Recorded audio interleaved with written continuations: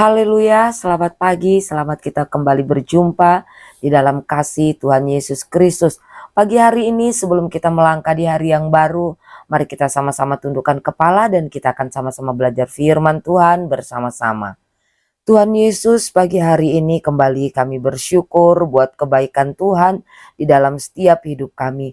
Saat ini Tuhan, sebelum kami beraktivitas di sepanjang hari ini, kembali kami mau sama-sama belajar firman Allah. Tuhan tolong kami supaya kami Tuhan Yesus dapat mengerti dan memahami firman Tuhan, sehingga firman Tuhan boleh menjadi pegangan bagi kami mengiring dan melayani akan Engkau.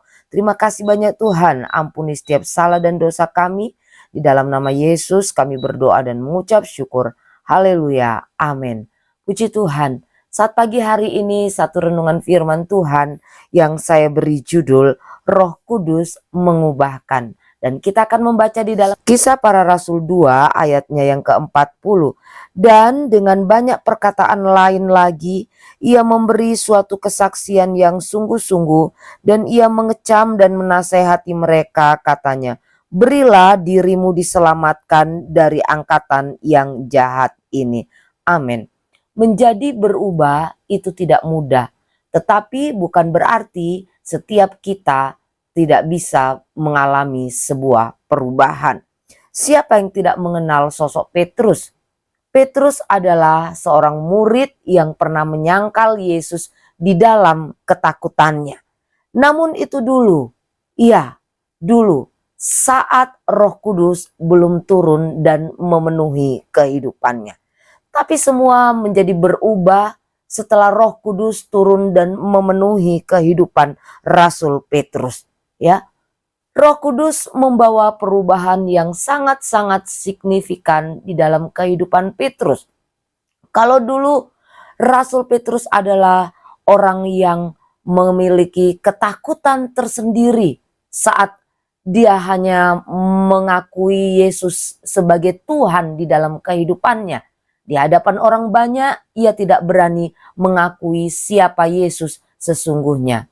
Namun setelah Roh Kudus turun dan memenuhi kehidupannya, ia berubah menjadi seorang yang pemberani.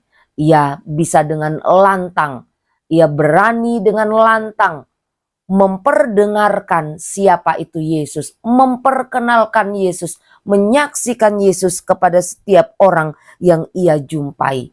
Ia tidak lagi peduli dengan setiap akibat, dengan setiap resiko yang akan dia alami akibat karena pemberitaan firman Allah setelah Roh Kudus memenuhi kehidupannya. Bapak Ibu Saudaraku yang terkasih di dalam Tuhan Yesus Kristus, Tuhan menjanjikan Roh Kudus-Nya untuk saya dan saudara. Kalau kita rindu mengalami kehidupan yang diubahkan, mari bukalah hatimu, mintalah agar Roh Kudus selalu memenuhi kehidupanmu. Sehingga di dalam pengiringan dan pelayanan kita akan melihat ada satu perubahan-perubahan yang menuju kepada hal-hal yang jauh lebih baik dari yang sebelum-sebelumnya. Sebagaimana Petrus, kalau dulu dia penakut, tetapi setelah Roh Kudus memenuhi kehidupannya, ia tidak lagi menjadi takut. Justru ia dengan lantang menyaksikan, memperkenalkan siapa Yesus kepada setiap orang yang ia jumpai. Bapak Ibu Saudaraku yang dikasihi Tuhan Yesus Kristus, saat ini, sekarang, bukan besok atau lusa, waktunya untuk saya dan saudara membuka hati, meminta Roh Kudus bekerja berkarya di dalam kehidupan kita, supaya hidup kita bisa mengalami perubahan. Amin. Kita tundukkan kepala dan kita akan berdoa. Bapak yang baik, terima kasih buat firman Allah yang boleh kami dengar bersama saat ini. Biarlah Tuhan di hari-hari ini kami boleh membuka hati kami, supaya kami boleh mengalami lawatan Allah, kami boleh mengalami jamahan Allah, kami boleh mengalami kepenuhan Roh Kudus, sehingga ada perubahan-perubahan di dalam setiap kehidupan kami. Kami boleh hidup seturut dengan kehendak dan mau Allah. Kami boleh belajar hidup taat dalam pimpinan Roh Kudus-Mu Tuhan, sehingga hidup kami boleh memuliakan akan Engkau. Ampuni setiap salah dan dosa kami. Di dalam nama Yesus kami berdoa dan mengucap syukur. Haleluya. Amin.